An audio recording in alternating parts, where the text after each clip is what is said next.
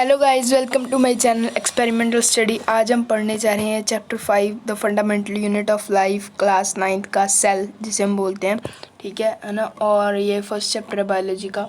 तो इसमें हम पढ़ेंगे कि क्या होता है सेल, उसके बारे में जितना भी कुछ होता है वो है ना, लाइफ के बारे में कि लाइफ किससे ओरिजिनेट हुई, कैसे हुई, उसके बारे में सब कुछ हम इस चैप्टर में जानेंगे। ठीक है, चलो पढ़ना शुरू करते हैं। While examining thin slice of cork, Hooke saw that cork resembled the structure of honeycomb consisting of many little compartments। इसमें हम बहुत सारे क्वेश्चन हमें समझ नहीं आया, ये कुछ भी नहीं आता हमें, ऐसा हम मान कर चलेंगे। ठीक है, तो क्या हुआ है ना, बहुत साल पहले 1665 की बात है। आपको कहानी से बताता हूँ, पहले हम पैरे पढ़ लेते हैं फिर आपको कहानी से बताऊँगा। ठीक है। Cork is a substance which comes from the bark of a tree. This was in year 1665 when Hooke made this chance observation through a self-designed microscope. Robert Hooke called these boxes cells. The cell is a Latin word for a little room. This may seem to be very small and insignificant incidence, but it is very important in the history of science. This was the first time that someone had observed that living things appear to consist of separate units. The use of the word cell to describe these units is being used till this date in biology. Let us find about cells.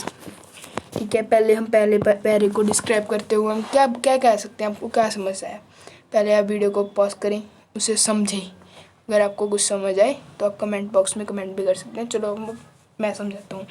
ठीक है, जो क्या हुआ हम कहानी के तौर पे पढ़ते हैं तो हमें ज़्यादा याद रहेगा कि 1665 की बात है, बहुत साल पहले की बात है।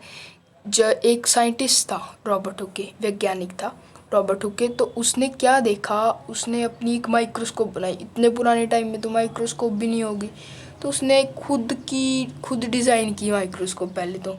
फिर उसे उसने प्रैक्टिकल में बनाया, उसका मॉडल बनाया, फिर उसे वो बनाई।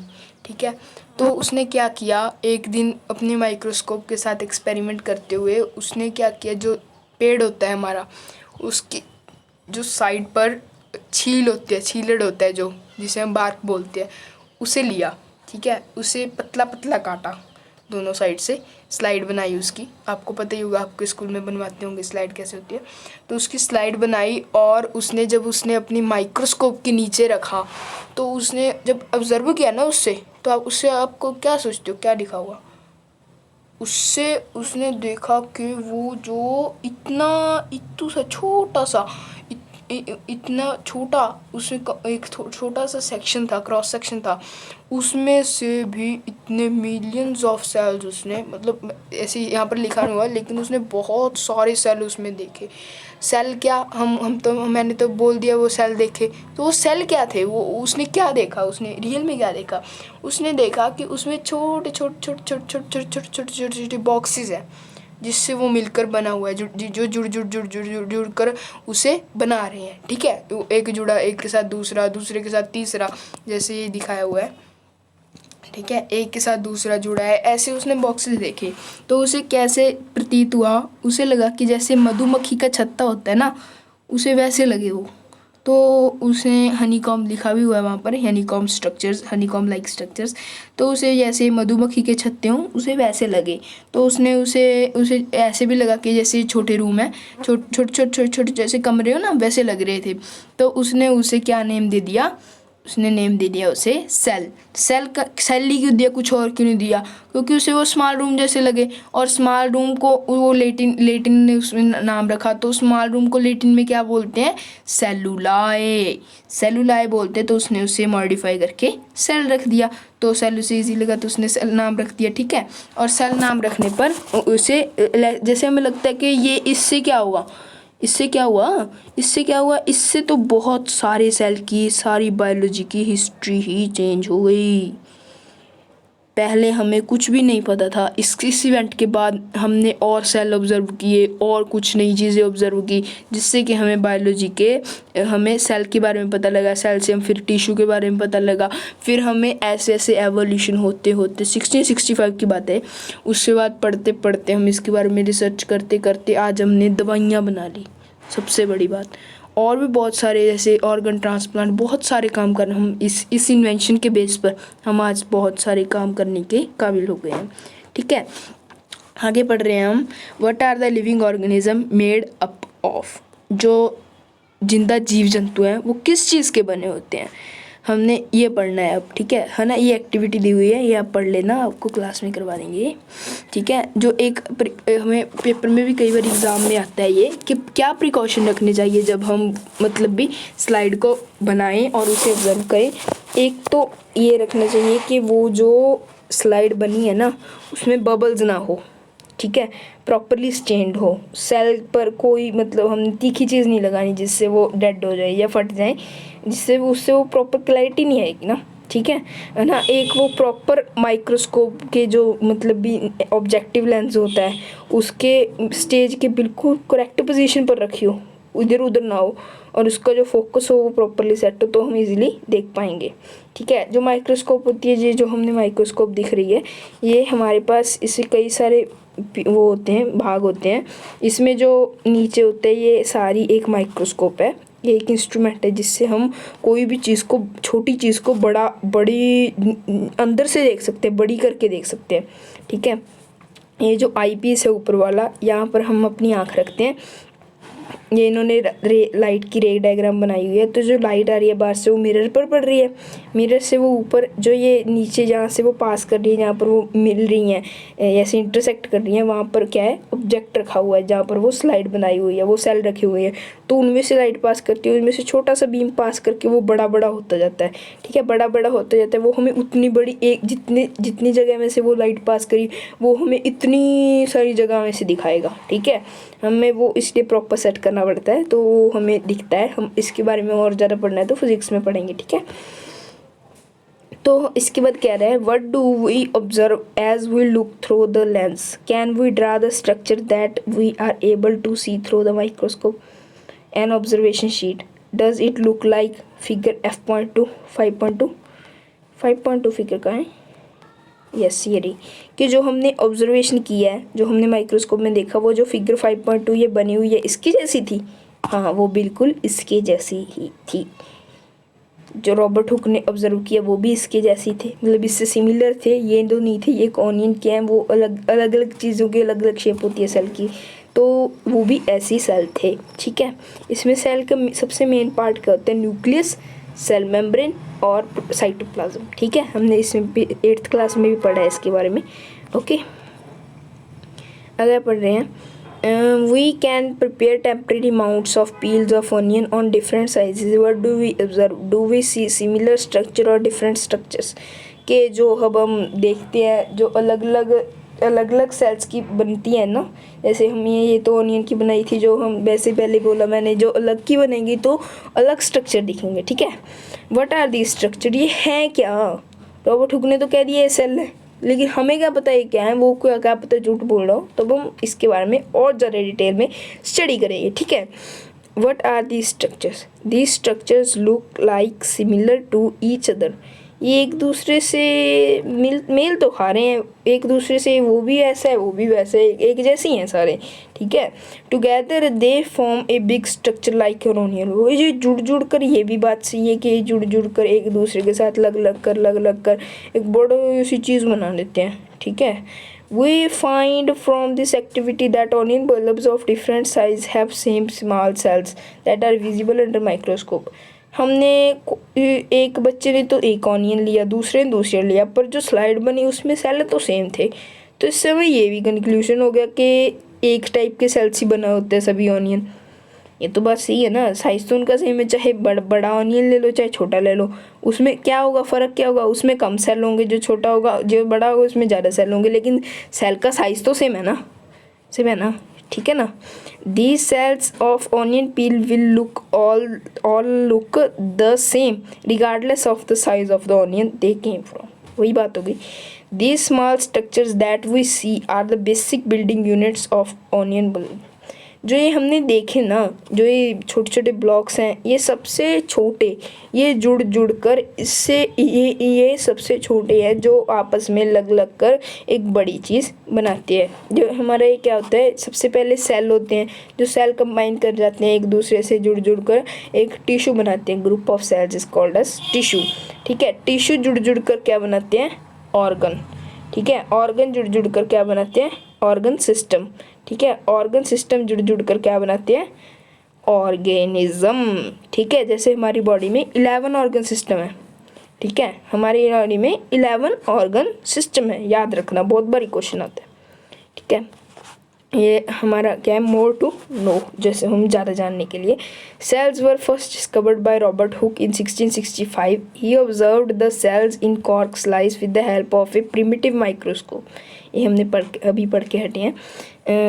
Leeuwenhoek 1674 with the improved microscope discovered the free living cells in the pond water for the first time.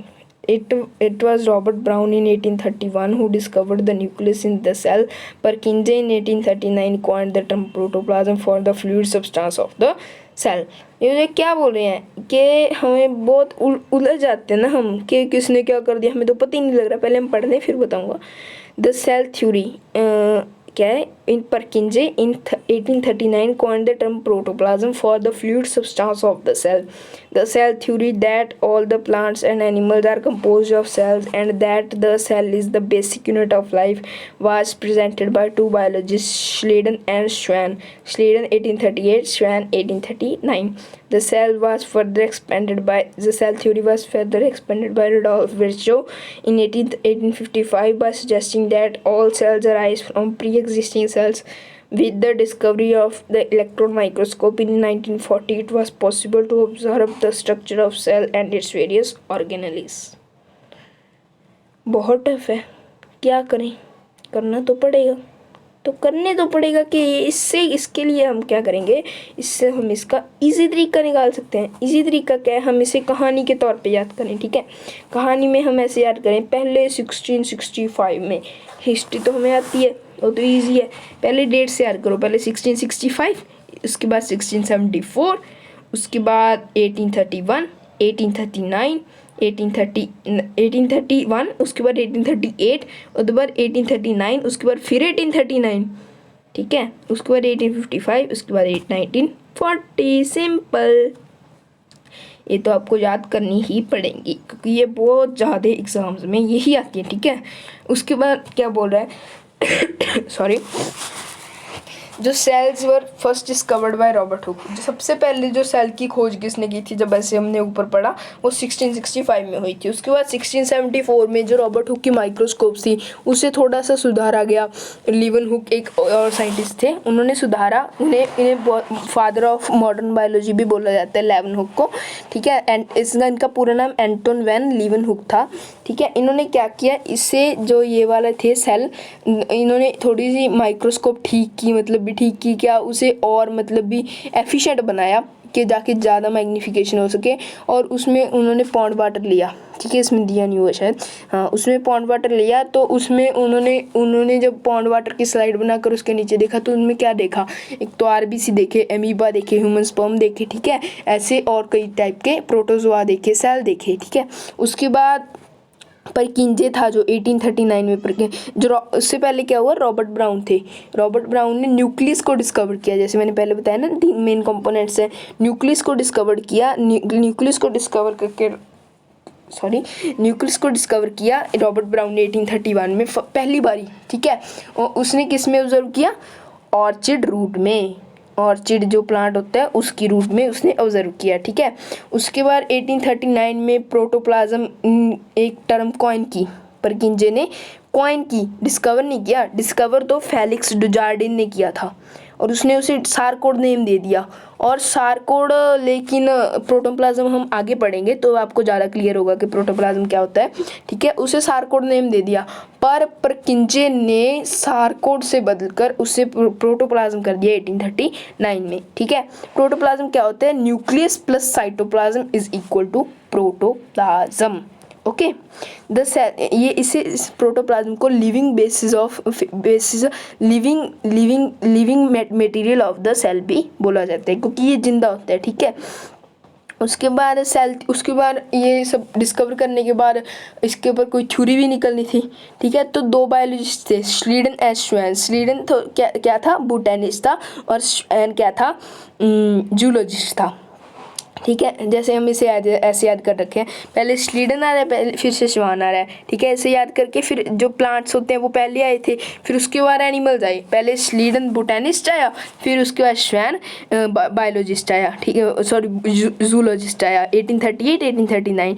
इन्होंने क्या कहा, इन्होंने अलग अलग रिसर्च कर रही थी अपनी, इन्हें पता नहीं था, ठीक है। इन्होंने क्या कहा, जो पहले वो आया था, बोटैनिस्ट आया था श्लीडन, तो इसने क्या बोला प्लांट्स के बारे में कि जो सभी प्लांट्स हैं वो छोटे छोटे सेल्स से बने हुए हैं, ठीक है। 1839 में श्वेन ने सेम बात एनिमल्स के लिए बोल दी कि जो सारे एनिमल्स हैं वो भी सेल्स के बने हुए हैं, ठीक है। ये तो सेल थ्योरी तो बन गई, लेकिन ये अधूरी थी। बने तो हुए हैं, लेकिन वो कहाँ से बने, जो सेल बने हैं वो बने तो हुए हैं, लेकिन वो कहाँ से बने।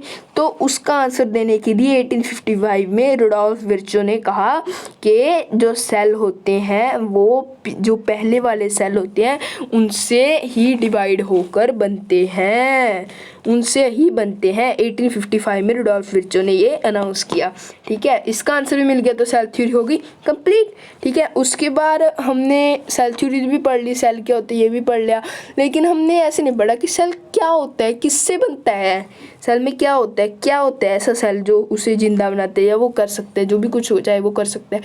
तो उसके लिए हमने एक माइक्रोस्कोप बनाई 1940 में, नॉल एंड रुस्का ने, ठीक है। उन्होंने माइक्रोस्कोप बना के, इलेक्ट्रॉन माइक्रोस्कोप होती है, उसमें जो इलेक्ट्रोमैग्नेट्स होते हैं वो उससे इसकी इमेज बनाते हैं, और इलेक्ट्रॉन उस पर जो स्लाइड होती है ना उस पर इलेक्ट्रॉन फेंके जाते हैं, और वो इलेक्ट्रॉन मैग्नीफाई करके, वो डिजिटल होती है सारी, उससे बनाया। तो इलेक्ट्रॉन उसमें सोर्स ऑफ इल्यूमिनेशन होते हैं, इलेक्ट्रॉन माइक्रोस्कोप नाम से पता चलता है। तो उन्होंने 1940 में उसे बनाया, और उससे हमने सेल को अंदर से भी देखा, और अब आगे है ना, ठीक है। तो हम मैग्नीफाइंग ग्लास से तो देख नहीं सकते थे, जो सेल था वो भी बिल्कुल बड़े मुश्किल से, है ना, माइक्रोस्कोप से मुश्किल से मतलब भी दिख तो जाता था, पर उसके अंदर नहीं दिखता था। फिर उन्होंने क्या किया, इलेक्ट्रॉन माइक्रोस्कोप बनाए, जिससे वो हम अपने सेल्स ऑर्गेनल्स को देख सकें। आज के लिए इतना ही गाइस, अगली वीडियो में हम इससे आगे पढ़ेंगे। तो thank you so much for watching. अगर आपने हमारे चैनल को सब्सक्राइब नहीं किया है तो कर दिया, अगर वीडियो अच्छी लगी तो लाइक भी कर देना, शेयर भी कर देना। Thank you so much for watching, bye.